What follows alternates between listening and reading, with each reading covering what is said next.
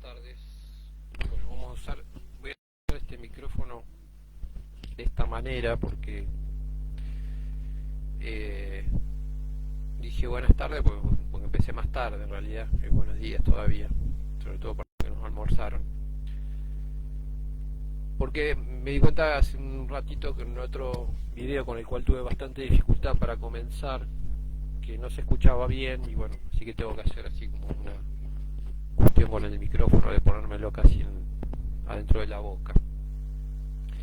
Así que disculpen por la demora, pero vamos a tratar de comenzar ahora con este video.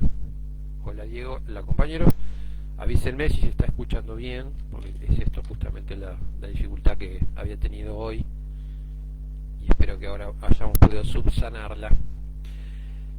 Bueno, más que nada, aunque sea con un día de demora, saludarlos y saludarnos, celebrarnos por el Día del Psicólogo Social, de la Psicología Social, ¿no? Obviamente homenajeando a nuestro maestro Enrique Pichón Rivière, a quien le debemos, digamos, toda esta locura gigante y voluminosa que se ha generado, que hoy no sé, según las últimas estadísticas parece que somos como 60.000 psicólogos sociales en todo el país, y bueno, más los que están estudiando, y eso seguramente el número va a seguir aumentando, y a partir de que a un genio loco como Pichón Rivière se le ocurrió decir, che, podríamos tomar este psicoanálisis, esta filosofía existencial, este método dialéctico, tomar estas escuelas, tomar este autor, tomar este otro, y sobre todo tomar la realidad cotidiana para poder comprender de qué se trata una nueva psicología, para hacer una teoría que se adapte a la realidad y una realidad que se adapte a la teoría. Bien, vamos a tratar de hacer una clase de repaso en el día de hoy, así que si hay algunos presentes, por ahora no muchos, pero si quieren preguntar o vamos intercambiando algunas cosas. Por lo menos elegí también esto de la computadora porque la vez pasada también encontraba con que había dificultad para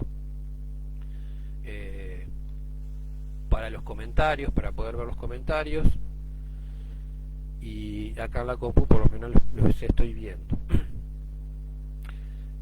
Cuando hablamos, digamos, de este seminario 5,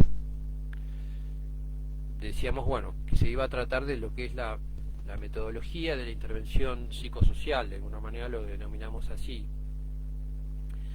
Y la idea es, bueno, es el seminario anterior a el trabajo de campo, en el cual van a tener que interactuar aquellos, obviamente, que puedan que aprueben el seminario y que tengan todas las condiciones como para poder entrar al campo, digamos, van a tener que ingresar, digamos, a trabajar con la realidad, digamos, con esa situación concreta que se nos presenta, pero trabajar con la realidad desde nuestras técnicas, nuestras teorías, nuestra mirada.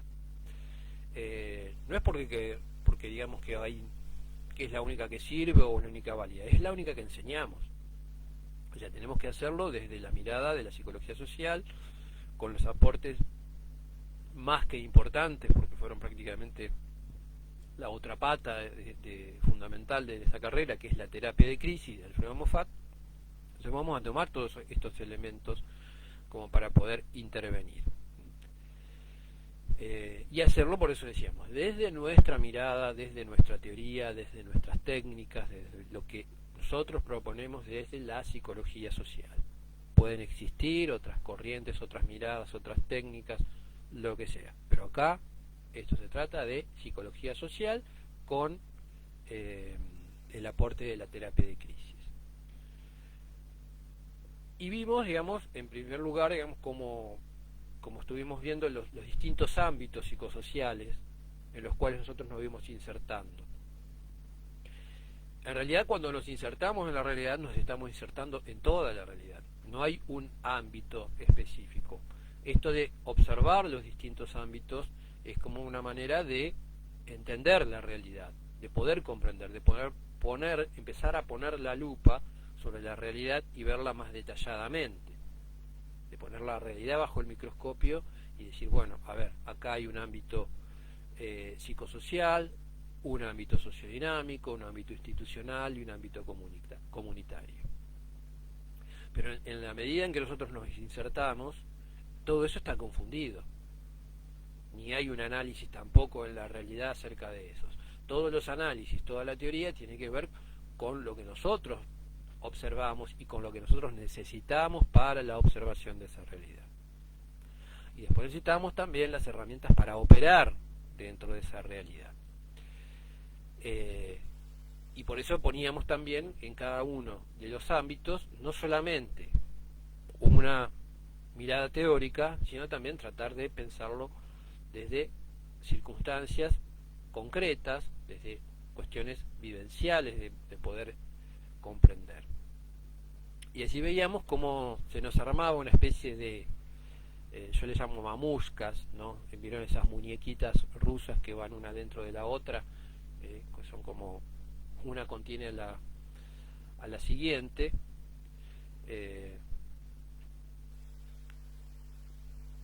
y podíamos contemplar, digamos, que cada uno de estos ámbitos está inscripto dentro de otro.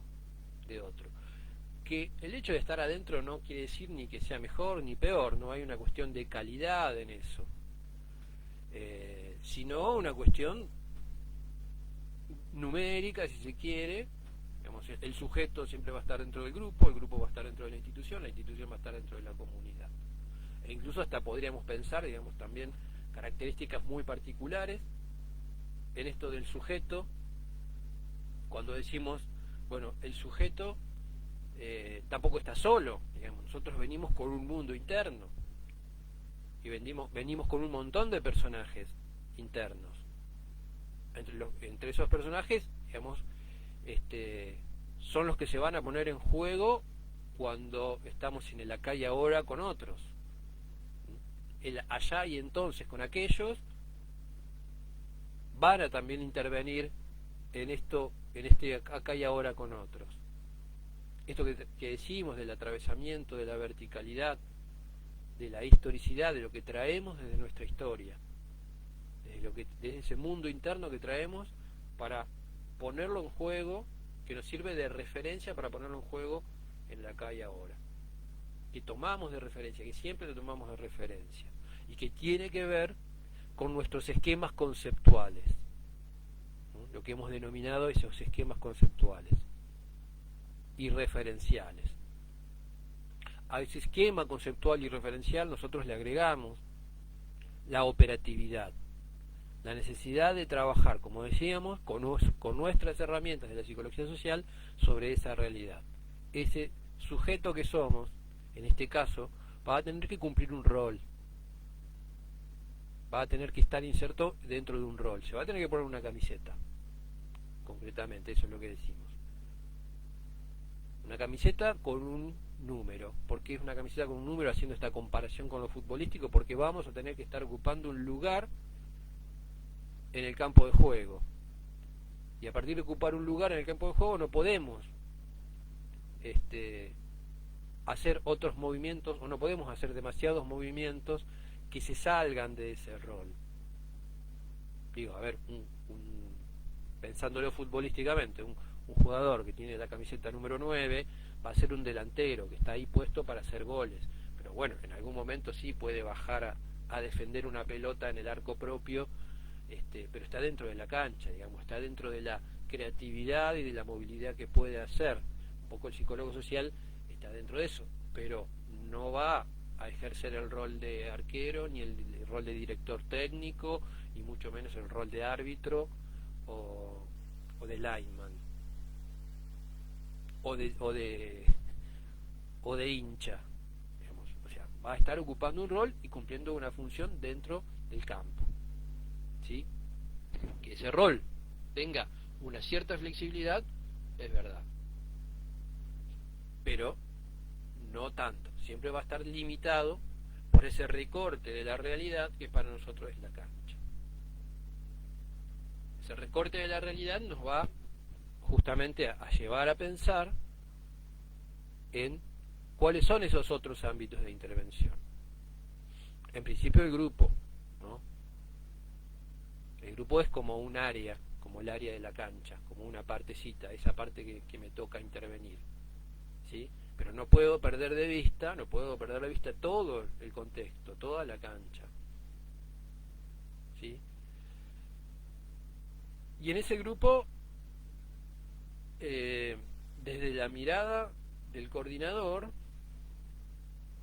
es el grupo en el cual soy y no soy parte.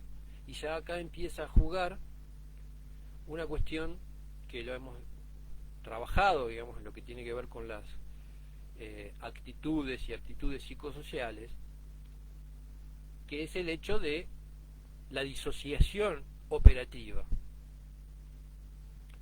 Estar ahí para cumplir un rol determinado. Estar ahí no para influenciar sobre el grupo, sino para observar y operar, digamos, con ese grupo, para ver cuáles son las posibilidades reales y concretas de ese grupo, que previamente también tendré que haber observado y analizado para poder, en principio, y principalmente para poder ver si yo puedo operar en esa situación y en esa circunstancia. ¿Qué pasa si no puedo hacerlo? ¿Qué pasa si reconozco mi limitación de poder ingresar a ese ámbito grupal? ¿Por qué? Por distintas características, porque resulta que es un grupo con una determinada, no sé, característica entre sus integrantes, que a mí me puede haber afectado. No sé, padres que perdieron a sus hijos, ¿sí? Si yo quizás soy un padre que perdió a su hijo, que está en una situación similar, y bueno, tendré que ver si puedo participar de ese espacio. Quizás pueda aportar mucho y quizás no pueda aportar nada. Quizás sea más un obstáculo para eso que una ayuda. Por lo tanto es necesario, digamos, esa primera observación para también cotejarlo con la mirada interna, con aquello para lo cual sí estoy capacitado o sí estoy con la posibilidad de hacerlo.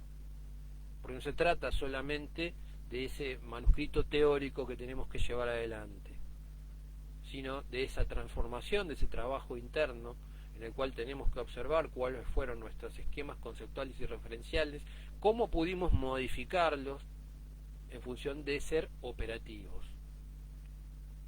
Por eso decimos, no buscamos una influencia sobre ese espacio grupal, sobre ese espacio que le llamamos el ámbito sociodinámico, sino que lo que buscamos es ser agentes de cambio, como decía Pichón.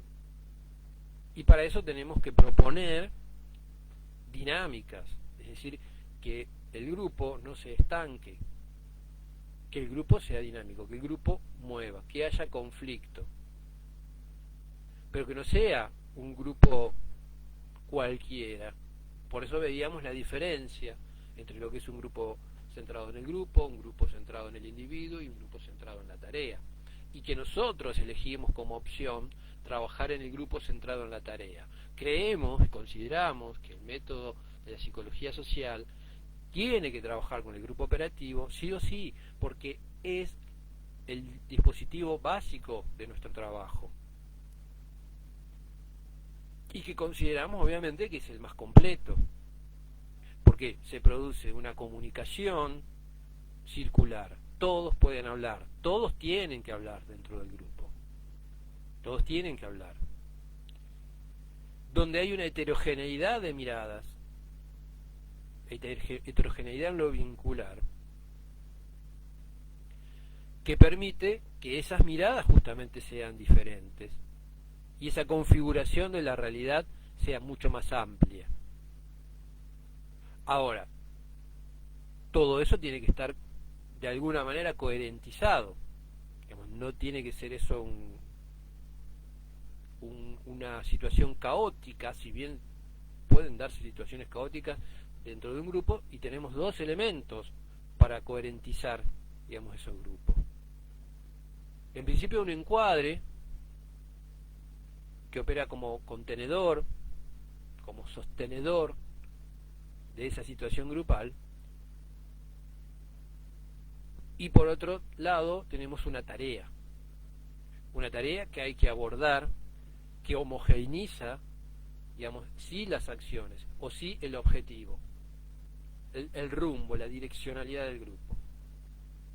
Es decir, no tiene que ser heterogéneo e ir hacia cualquier parte, o ir hacia donde, no sé, uno de los integrantes quiera, o alguna alianza dentro del grupo haya que quiera llevarlo para otra parte. No, tiene que ir para lo que propongamos nosotros como coordinadores, como operadores psicosociales que vamos a hacer en esa realidad. Con estos elementos que decíamos del retrabajo personal, por supuesto que eso está contemplado en lo más elemental y básico y desde los 3 años que tenemos de psicología social, el trabajo personal, el retrabajo personal. Ese proceso interno que tenemos que tener para llegar a esa instancia. Que si no está cumplido en su totalidad, no hay que tomarlo, digamos, como, me bocharon, digamos, como se toma, digamos, en lo que es la educación tradicional. Sino que hay que tomarlo como, bueno, tengo que seguir aprendiendo. Tengo que seguir trabajándome. Y quizás no me lleve 3 años, que quizás me lleve 3 años y medio, 4. Yo cuando empecé cuando hice la carrera de psicología social la hice en 4 años, porque era de 4 años. Y anterior a eso, la hacían de 5. Bueno, distintas circunstancias llevaron a ir cambiándola, la modificaron hasta traerla a esto. Por eso nuestra idea de 5 seminarios antes del trabajo de campo tiene que ver con esto, con dinamizar un poco este acortamiento temporal que hubo de las carreras de psicología social, como para poder ir dinamizando y para no saltearnos ningún paso en este aprendizaje de la psicología social, en esta incorporación de la psicología social.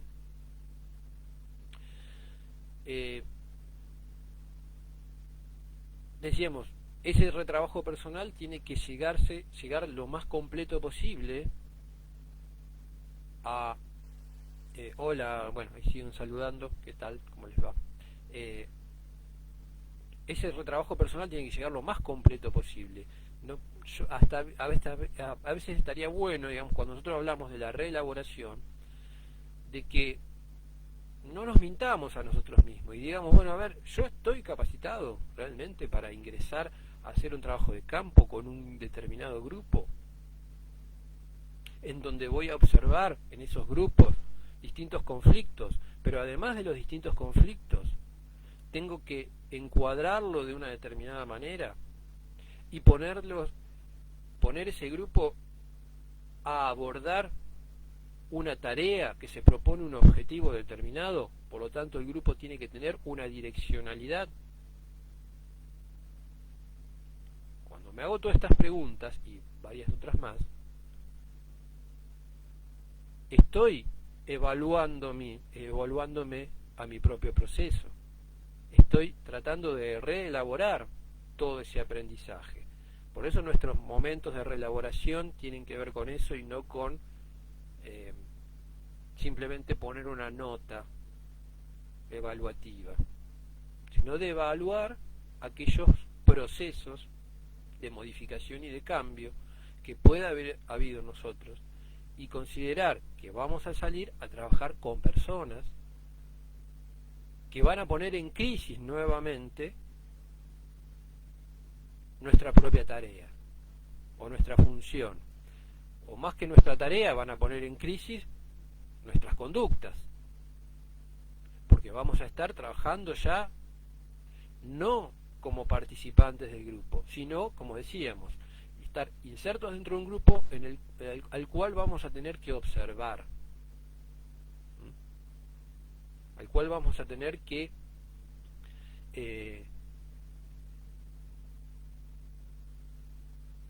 orientar, podríamos decir, pero siempre no digo orientar en el sentido del condicionamiento hacia donde tiene que ir, sino sí orientar hacia una tarea. Y sí orientar también hacia propiciar el diálogo. Ese diálogo que se convierte, digamos, en el elemento comunicacional por excelencia que permite el proceso dialéctico. Si bien hemos dicho muchas veces que la dialéctica y el diálogo no son exactamente lo mismo y que a veces muchas veces se confunde, que una cosa es el método dialéctico y otra cosa es el diálogo, su similitud como palabras no es casual. Obvio que la dialéctica y el diálogo tienen un emparentamiento profundo, porque de alguna manera el diálogo lo que permite es pensar con el otro, pensar junto al otro, hasta incluso en el conflicto, hasta incluso cuando hay diferencias. Estamos pensando con el otro, pensamos junto al otro. El creer que yo pienso y el otro no piensa, o piensa mal, es todavía una situación en la cual quedamos atrapados en nuestro propio narcisismo, en nuestro propio egocentrismo. El otro puede pensar totalmente distinto que yo, puedo hasta rechazar, digamos, sus ideas porque son completamente diferentes a las mías, pero está pensando. Y el diálogo o la discusión me va a permitir, de alguna forma, también repensarme a mí. Aunque me cuestione, o aunque yo cuestione lo del otro, es una forma de pensar juntos, de repensar en función, por supuesto, ¿cuál es la solución a eso? Digamos, la solución es transformar, como decimos nosotros, el dilema en problema. Fíjense, diálogo, dialéctica, dilema. Digamos, todos tienen que ver con ese prefijo di, que significa división, que significa dualidad. Cuando lo transformamos al dilema, que son como dos lemas, ¿no? La división de lemas, en problemas, en que vamos hacia algo, avanzamos hacia algo, lo estamos modificando en su posibilidad de cambio. Lo estamos sacando de un lugar de conservadurismo. El dilema es conservador, el problema es posibilidad de cambio. Por eso decimos, queremos transformar el dilema en problema, no negando el conflicto. Negar el conflicto sería negar directamente las dos cosas, tanto el dilema como el problema. Y terminaría siendo, digamos, nuevamente una actitud conservadora. Bien, decíamos, ocupamos este rol, después de habernos trabajado internamente como sujetos dentro de grupos que no van a ser cualquier grupo, sino que van a tener determinada modalidad, determinada metodología, determinado funcionamiento, que lo van a convertir en un grupo centrado en la tarea, al cual hemos denominado grupos operativos, y que van a ser para nosotros lo que fundamentalmente va a ser esa nuestra herramienta fundamental de trabajo. Ahora, ¿qué pasa? Que ese grupo no está en una cápsula, no está aislado de nada, como el sujeto no está aislado de nada. Ningún sujeto es una isla, ningún hombre es una isla. Hay una poesía que incluso cita Pichon Rivière, que habla de ningún hombre es una isla. Ningún grupo tampoco es una isla, o no debería serlo. Y nos damos cuenta muchas veces, a veces como sucede cuando nos damos cuenta, digamos, de que el encuadre existe cuando se rompe, es un viejo lema, digamos, que tenemos dentro de la psicología social. El encuadre existe, el encuadre se da cuenta uno del encuadre cuando se rompe. También sucede que el contexto al grupo existe cuando el grupo se ve afectado por ese contexto, como en el caso, digamos, de lo institucional. Cuando decíamos esto, el grupo está inserto por lo general dentro de instituciones. Alguien podría decir, bueno, pero si yo trabajo, no sé, con un grupo de personas en situación de calle y trabajo en una plaza, como hemos tenido en muchos casos, no estoy trabajando dentro de una institución. Bien, es cierto, estás trabajando dentro de lo que es la comunidad. Entonces ahí hay que tener en cuenta, no la institución, pero sí también el análisis de lo comunitario. Siempre hay una inserción dentro de otra cosa. Y muchas veces sucede también que hay alguna conexión con lo institucional. Yo diría que prácticamente es imposible en nuestra sociedad quedar fuera de la cuestión institucional, porque por más que yo haga un grupo en medio de una plaza o en medio del campo, si se quiere, de alguna manera cada uno de nosotros o cada uno de los integrantes va a haber atravesado una situación institucional previa. Cuando les ponía el ejemplo recién de trabajar con personas en situación de calle en una plaza, porque me acuerdo incluso de algunos trabajos que hicieron algunos alumnos y alumnas de las distintas escuelas en las que he trabajado y que han hecho el trabajo de campo,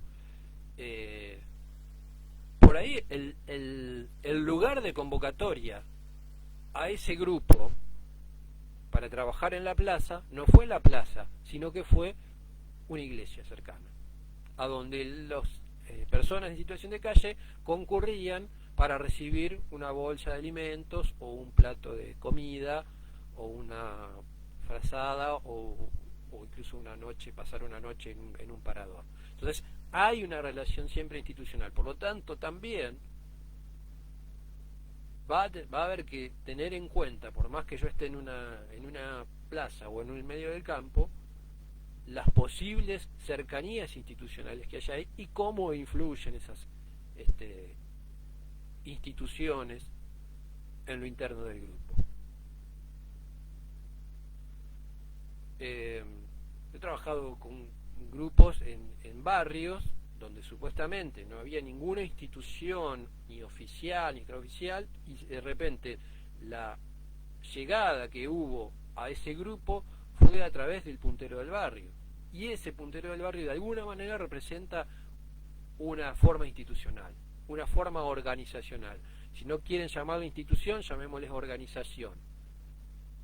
Hay una cuestión organizativa de lo comunitario y de lo institucional, o de algo más pequeño que es lo institucional. Entonces, llamémosle organización si quieren. Entonces siempre estamos inscriptos dentro de una determinada organización. Y ahí es donde tenemos que también empezar a poner ese foco, es decir, porque justamente la ruptura de lo organizacional ya viene planteado desde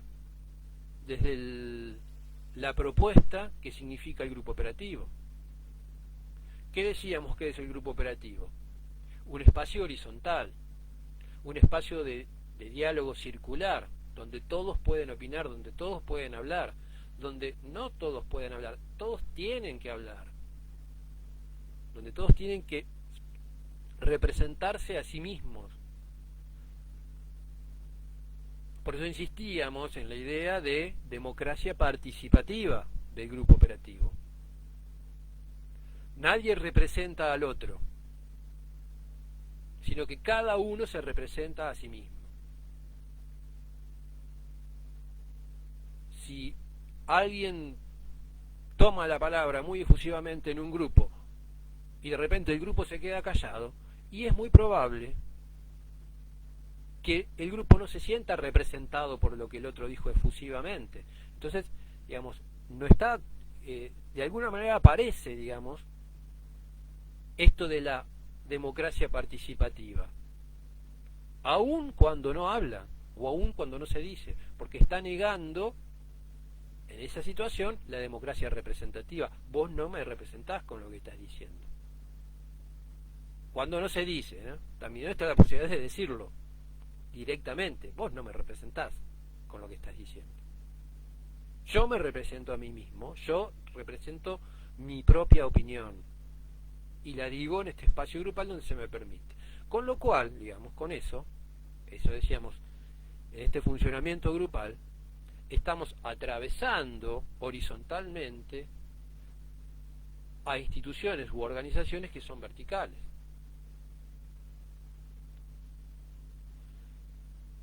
Con lo cual ya estamos jodiendo, como decía Pichón, ¿no? ¿A qué vamos a las instituciones? A joderlas, decía Pichón. Bien, vamos a las instituciones a joderlas, porque ya estamos planteando algo que tiene un formato diferente y que tiene un funcionamiento diferente a la verticalidad que proponen las organizaciones e instituciones de nuestra comunidad. Por supuesto, que también hay que saber sostenerlo a eso. Digamos, ¿de qué manera lo voy a joder si es que me saquen a patadas al otro día? Ahí hay que tener cierta habilidad, digamos, ¿no? Y aprender un poco a manejarse con el contexto, con la realidad. ¿Qué es la rebeldía, digamos, que uno pueda tener con esto? Tiene que ser una rebeldía beneficiosa para el conjunto. Si es una rebeldía solamente para satisfacer mi propio ego y mi propio narcisismo, que no sirve para el resto, la verdad que no es una rebeldía operativa, que no sirve para nada. Es una rebeldía masturbatoria, podríamos decir, ¿no? Entonces, seamos rebeldes, pero apostando a que nuestra mirada siempre es de conjunto, que nuestra mirada siempre es para favorecer a todos, no a mí mismo. Ahí es donde justamente tendría que haberse trabajado, digamos, la cuestión de la aptitud y actitud psicológica. Volvemos al primer ámbito, al ámbito psicosocial, a eso que tiene que ver con el sujeto, a la construcción como ese sujeto de diálogo. Somos sujetos de diálogo, estamos sujetos al diálogo, por lo tanto somos sujetos de diálogo con el otro. Estamos sujetos al otro. Esa libertad absoluta no existe. Como decía alguien hace pocos días, ¿no? La libertad para mí, que el otro se joda, no es libertad, es individualismo. La rebeldía para mí, que el otro se joda, no es rebeldía, es individualismo, es egoísmo, es narcisismo. Por lo tanto, digamos, estamos analizando también que si estoy en un ámbito institucional, organizacional o comunitario, donde trabajo con elementos que no son habituales para esos ámbitos, tengo que tener la mirada suficiente y la capacidad suficiente de planificar algo que dure en el tiempo, o por lo menos que dure el cierto tiempo que me propongo en esa planificación. 2 meses, 3 meses, 4 meses, 1 año. Por ahí podemos poner un plazo determinado y después, en todo caso, si da para hacerlo más tiempo, renovar ese plazo, renovar ese proyecto, bien.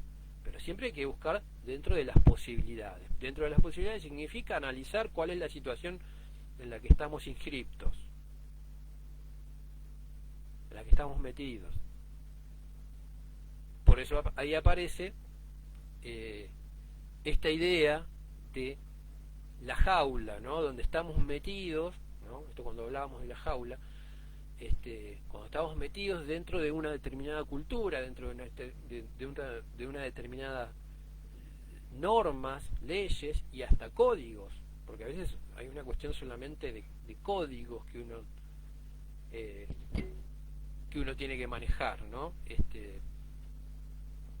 estaba acordando, por ahí nada que ver, ¿no? Pero que el otro día yo iba con el auto y iba a meterme en una calle de doble mano, puse el guiño para meterme en un playón, para meterme en un negocio, para entrar a un negocio a comprar algo, y me detuve el tránsito de todos los que venían detrás mío, con el guiño puesto para entrar a ese lugar, esperando que pasen los autos de la mano contraria, y uno de los autos que viene de mano contraria se mete en el lugar donde yo me iba a meter. Y digo, qué falta de código que tiene esta persona.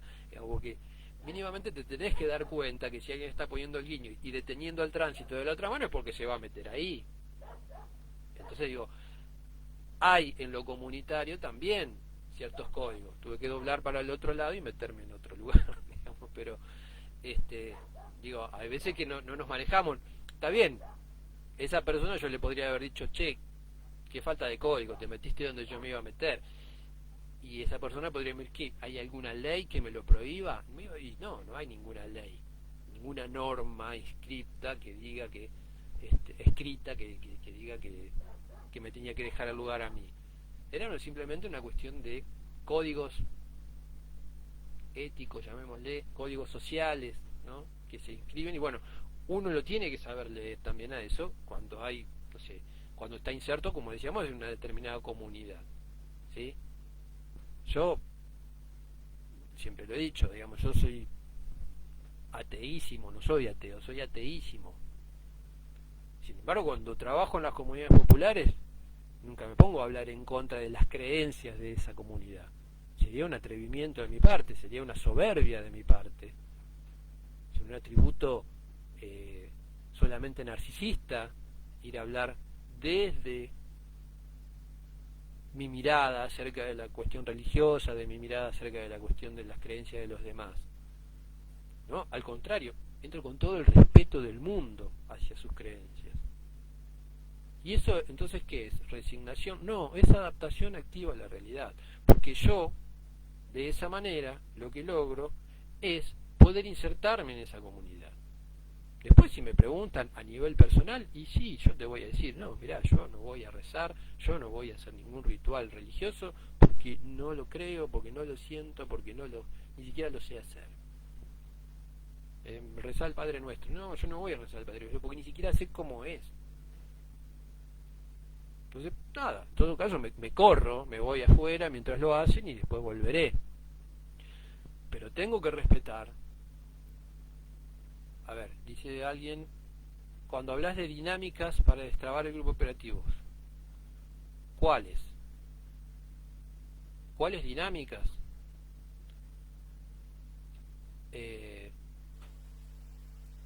Hemos estado viendo, digamos, a lo largo de los distintos seminarios, distintas dinámicas.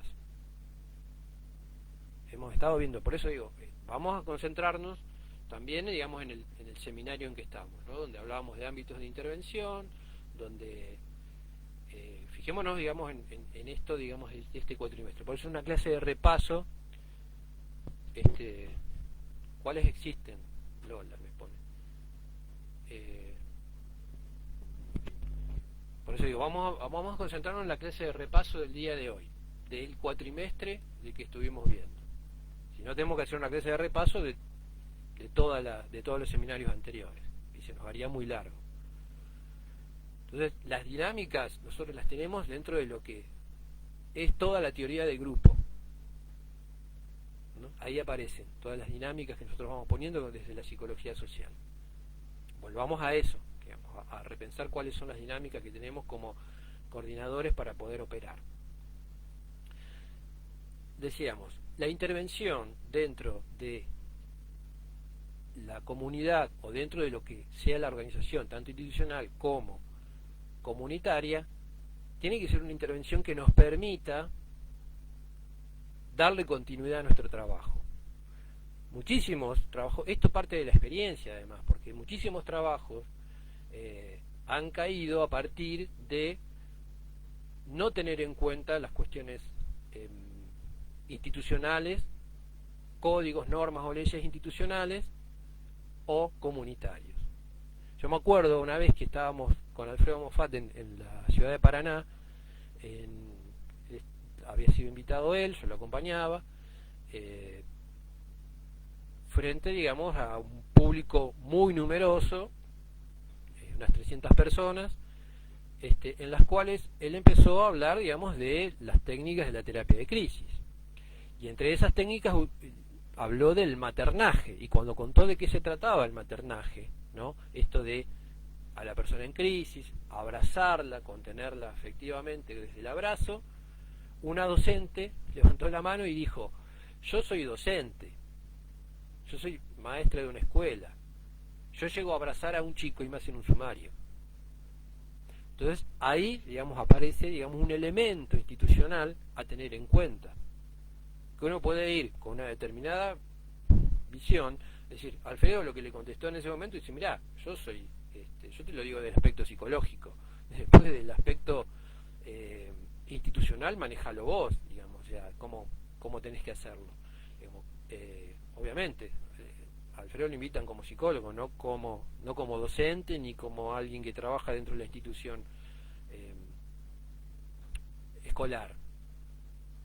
Entonces aparece, digamos, la realidad. Bien, está bien lo que planteó la docente. ¿Estaba mal? No, está muy bien lo que planteó la docente.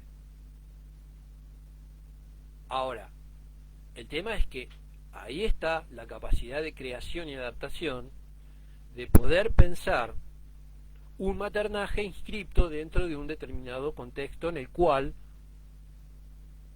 el contacto físico puede ser interpretado como otra cosa y esa persona puede recibir, en este caso, un sumario.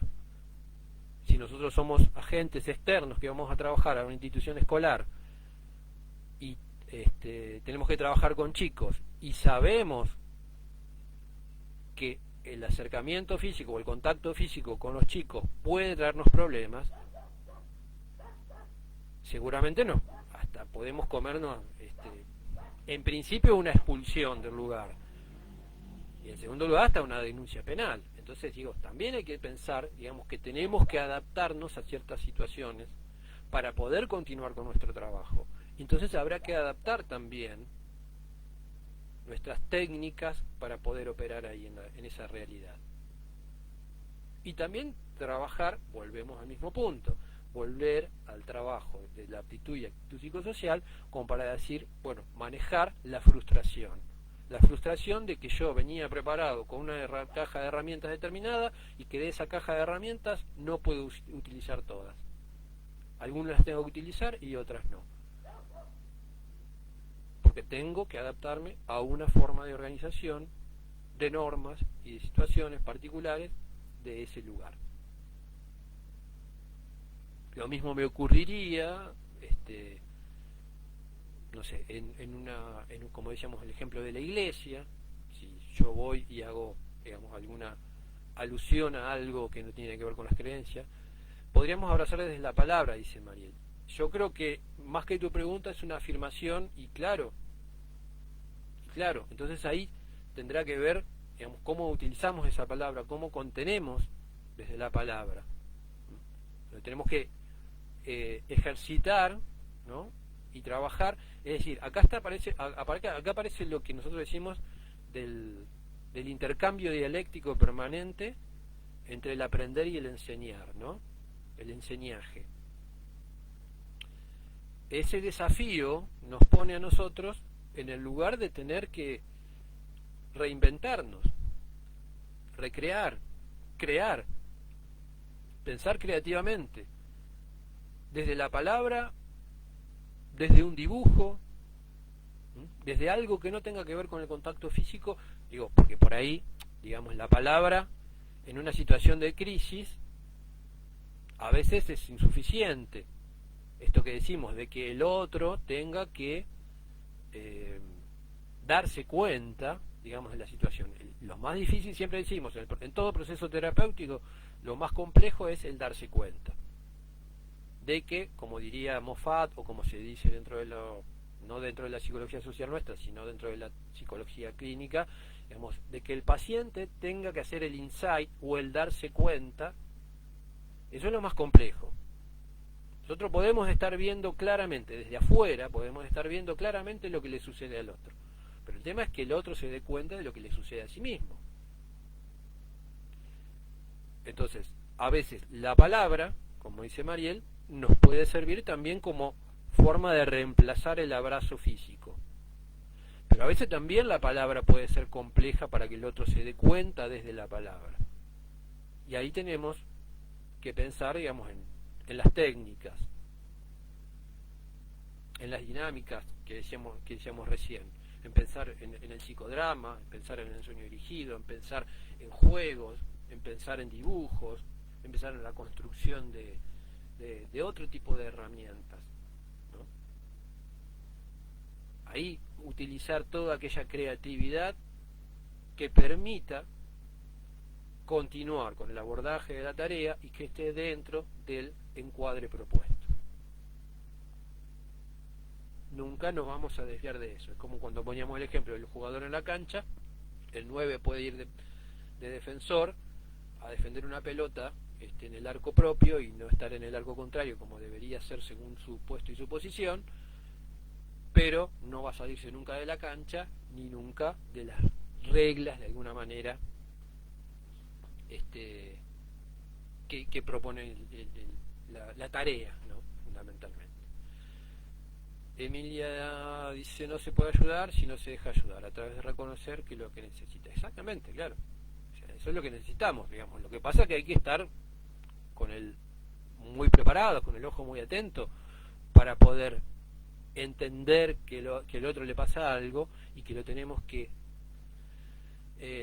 ayudar. Siempre hay me hace un poquito de ruido siempre la palabra ayudar, porque nosotros lo que hacemos por ahí es facilitar, ¿no? Si bien no creo en la autoayuda absolutamente, pero de alguna manera el que tiene que comprender la situación, su situación de crisis, es aquel que la está atravesando.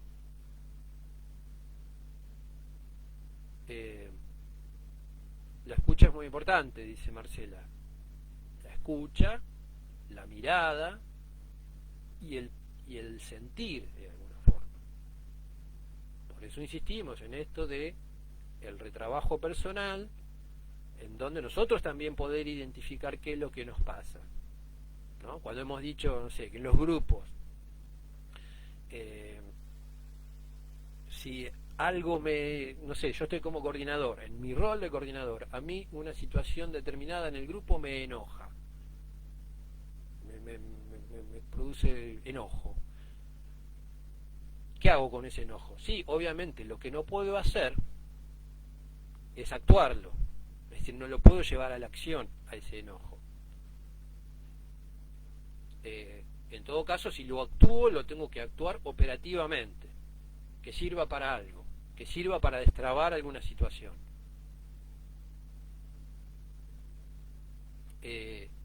Pero si me está enojando, digamos, en ese sentir que yo tengo, también tengo que entender que de alguna manera está circulando el enojo en el grupo.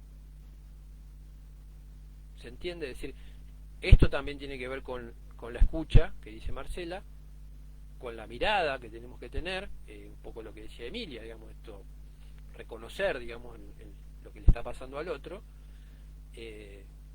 y también nuestro sentir, digamos, lo que nos atraviesa. Y por eso hablamos nosotros de esa palabrita que tanto utilizamos los psicólogos sociales, que es la resonancia. Resonar con el otro, resonar con la situación. Y hay otra palabrita que por ahí usamos menos, que es el acompasar, digamos. Acompasar significa ir al compás de la situación. Pato dice: hay que ser autocrítico, repensar y no obstaculizar. Obviamente, la autocrítica es parte del funcionamiento dialéctico. Todo el tiempo tenemos que ser autocríticos, porque la autocrítica que nos permite ratificar o rectificar. ¿Qué cosa? El rumbo, la propuesta, el plan, ¿no? La táctica, la estrategia, la logística y las técnicas, ¿no? Que ustedes vieron la vez pasada con Valeria, se tienen que estar permanentemente evaluando. Si yo no lo evalúo en función de las circunstancias, en función de lo que sucede ahí en el grupo, como decíamos, en el grupo, en la institución, en la comunidad, en lo que le pasa a cada uno de los integrantes, si yo no estoy repensando permanentemente a eso, no estoy siendo autocrítico y si no estoy siendo autocrítico, no lo ratifico, o mejor dicho, no tengo la posibilidad de rectificarlo si es que es necesario. Rectificarlo quiere decir modificarlo, cambiarlo, pensar otra cosa, ponerme otro objetivo, ponerme otra estrategia, armar otra estrategia, armar otra táctica. A veces la estrategia puede ser la misma, pero lo que hay que modificar es la táctica, ¿no? La táctica, bueno, ya lo vieron, ¿no? La táctica es los pasos que vamos siguiendo para llegar a completar una estrategia general. ¿A través de qué? A través de distintos recursos, herramientas que son la logística, que van a ser aquello que van a permitirnos a nosotros materializar o llevar adelante esas tácticas y esa estrategia general, junto con las técnicas que vamos a aportar. Que dice Roxana, tiene que completarse la escucha, la palabra y el sentir para ser operativo. Exactamente, lo venimos diciendo siempre eso, la escucha, la palabra y el sentir, pero como decimos en este para reubicarnos nuevamente en este seminario, no lo pensemos solamente desde el punto de vista grupal, pensémoslo, o individual, mucho menos, pensémoslo desde lo psicosocial, desde lo sociodinámico, desde lo institucional y desde lo comunitario. Esa escucha, esa palabra y ese sentir, hagámoslo operativo en todo ese contexto. Digo, si yo no escucho a la institución o no escucho lo que sucede con la institución, si yo no hablo, no uso la palabra con la institución, o peor aún, no siento o presiento o resueno con lo que pasa en la institución, me está faltando un detalle muy importante. Quizás uno no lo hace porque, bueno, no, yo me tengo que concentrar en el grupo, yo soy el coordinador del grupo y lo que pasa en la institución no tiene que importarme, pero en algún momento lo que pasa en la institución nos va a terminar perjudicando o influyendo, de alguna manera u otra lo va a terminar influyendo en lo grupal. Yo creo que les he contado por ahí distintas situaciones, anécdotas, cuando trabajaba por ejemplo en María Pueblo, que es una organización que se armó acá en la ciudad de La Plata hace mucho tiempo para proteger a mujeres víctimas de violencia de género, de violencia intrafamiliar, es un refugio para mujeres en esa situación. Por supuesto yo intervine porque me llamaron, me convocaron para intervenir con los hijos de ellas, con más que nada los adolescentes, que también habían como empezado a conformarse como un grupo numeroso dentro de la institución. Entonces me acuerdo que un día llevé ahí unas propuestas, unas dinámicas, qué sé yo, ya el espacio lo habían incorporado, los chicos lo tenían como un espacio propio, y de repente un día fui y los chicos se largaron a hablar, contaron muchas cosas de ellos y hablaban y que esto que lo otro, y era justamente muy dinámico el grupo. Dije, bueno, buenísimo, se destapó la olla, esto va a seguir así. Cuando voy a la semana siguiente, al siguiente encuentro, los pibes están todos callados, todos en silencio. Digo, ¿qué pasó? Acá aparece, ¿no? Lo del sentir. Digo, ya escuchar que no hablan, que no es lo mismo que pasó la semana pasada, que lo que pasa ahora, ya hay un cambio sustancial entre una semana y la otra. ¿Qué pasa? Bien, empecé a indagar. Una de las cosas que yo creía que podía suceder es que justamente a veces pasa que se largan de hablar tanto que de repente queda la sensación de que se abrieron, que se desnudaron mucho y que a la semana siguiente quizás no quieran hablar porque ya se largaron demasiado la vez anterior. Esto del avance y el retroceso, esto del proceso dialéctico, esto de las vueltas de la espiral.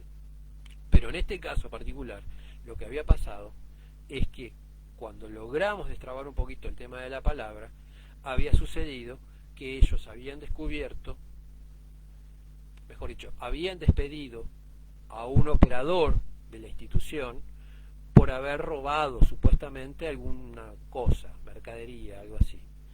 Y ellos lo que empiezan a decir es que este operador era un operador que era muy bueno con ellos, que era muy piola, que laburaba muy bien con la gente, pero los que robaban eran los directivos de la institución, y empezaron a decir que ellos habían visto, yendo a la casa de alguno de ellos, cómo tenían en sus alacenas toda la mercadería que llegaba, o parte de la mercadería que llegaba a la institución.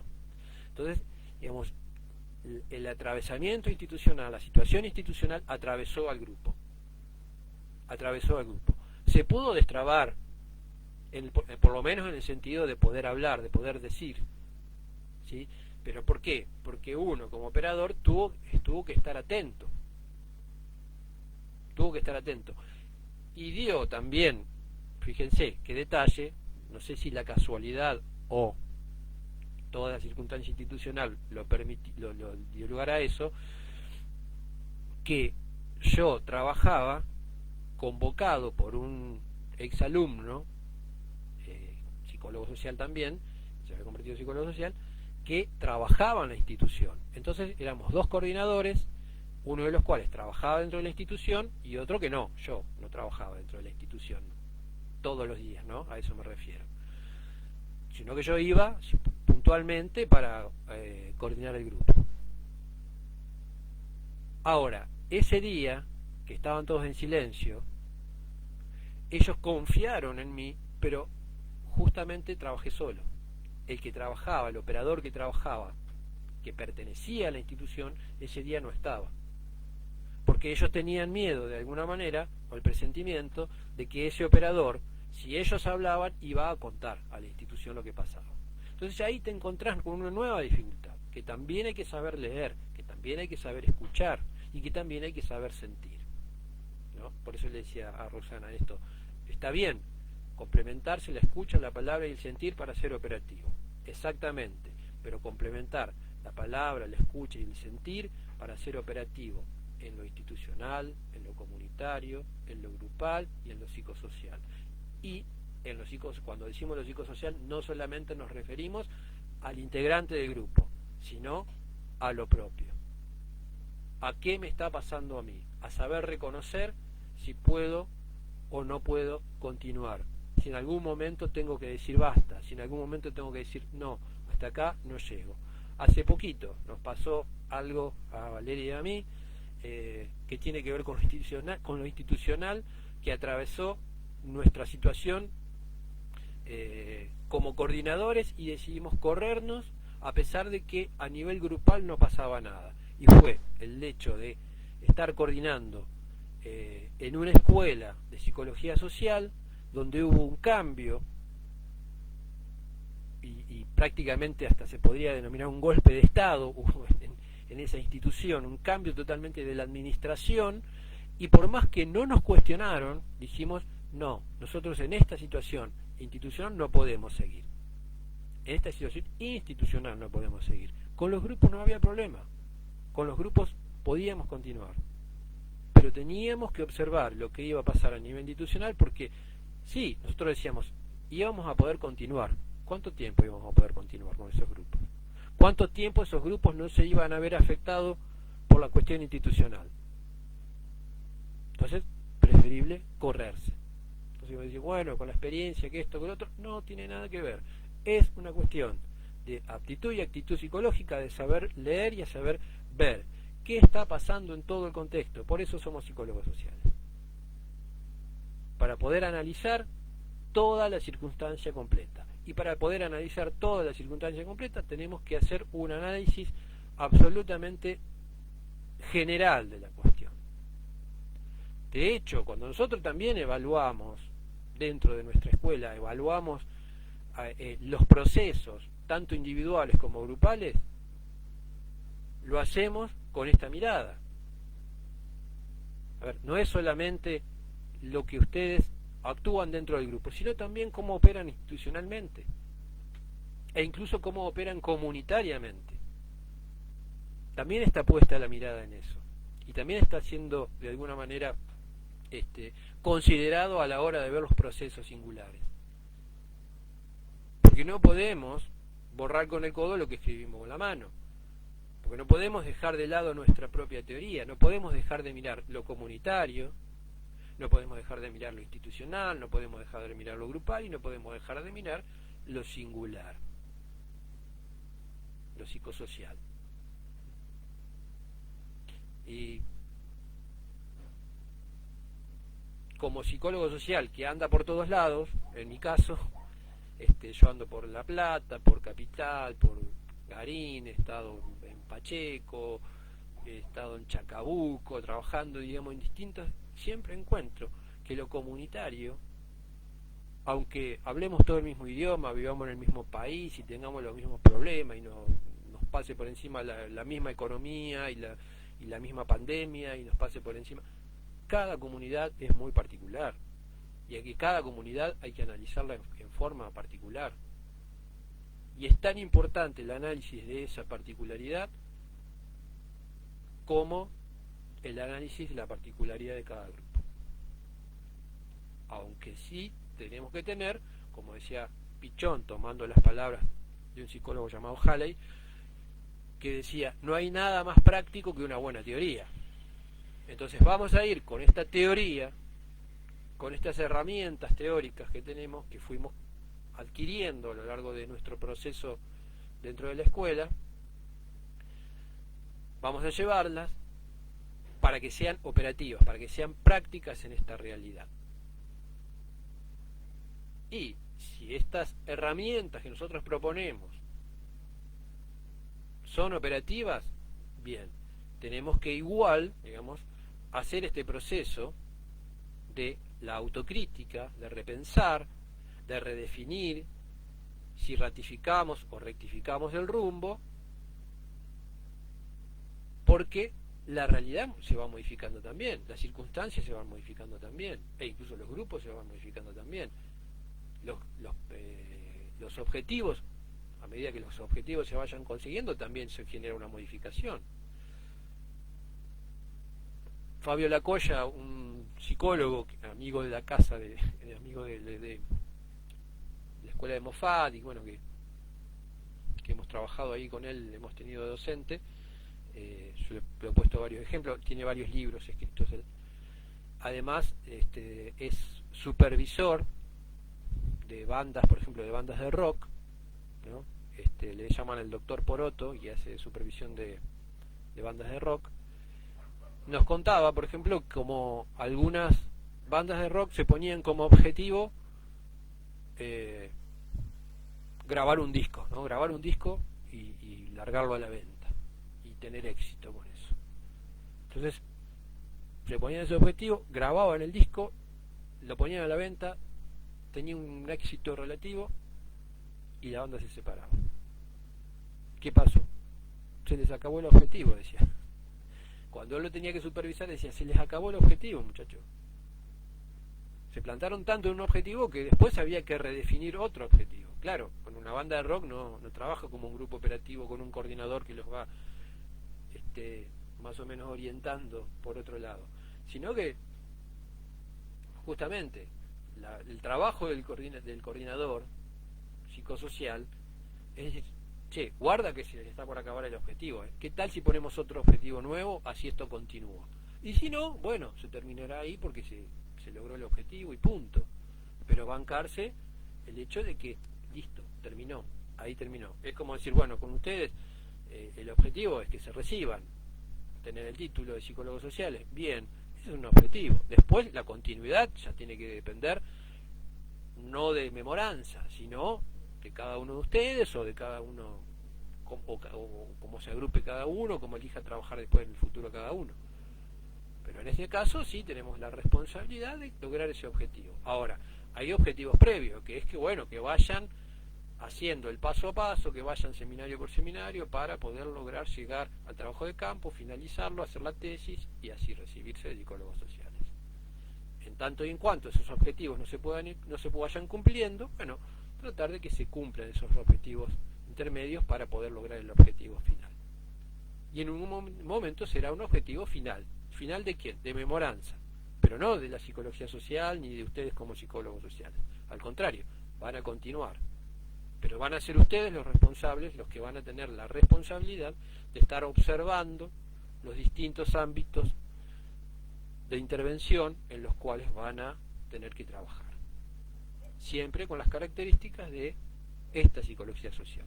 Cada uno después podrá incorporarse a la disciplina que quiera o incorporar elementos de otras disciplinas, pero por lo menos nosotros les brindamos estas herramientas que son las nuestras, ¿no? Y como les dije, yo no soy religioso ni nada, pero me gusta una anécdota, para finalizar, me gusta una anécdota que cuenta Alfredo Moffat acerca de la Madre Teresa de Calcuta, y que quizás ya la contamos en algún momento, pero viene bien recordarla. Dice que la Madre Teresa de Calcuta, ella tiene un leprosario, trabajaba en un leprosario en la India. Viene un periodista un poco prepotente y le dice: a ver, usted, señora, trabaja, ¿cuántos leprosos tiene? ¿Cuántos enfermos tiene en su comunidad? 100, le dice la Madre Teresa. Dice: pero con millones y miles de leprosos que hay en el mundo, ¿por qué usted trabaja nada más que con 100? Como cuestionando, digamos, su ética, cuestionando su trabajo. Entonces la Madre Teresa de Calcuta le dice: mire, estos son los 100 míos, los 100 suyos, ¿cuáles son? Trabajamos con una porción de la realidad, pero a esa porcioncita de la realidad con la que trabajemos, observémosla bien, escuchémosla bien y sintámosla, resonemos bien con esa situación. Bueno, vamos a dejar acá. Esta es la última clase mía, tanto de Valeria también, y el sábado que viene vamos a tener un invitado sorpresa, después le vamos a decir, así que bueno, estemos atentos en la semana para poder cerrar la parte teórica de este cuatrimestre y después ya hacer lo que son los procesos de reelaboración. Muchas gracias. Si quedó alguna pregunta pendiente, como siempre, la hacen ahí en los comentarios y después la responderemos. Nos vemos en otro momento.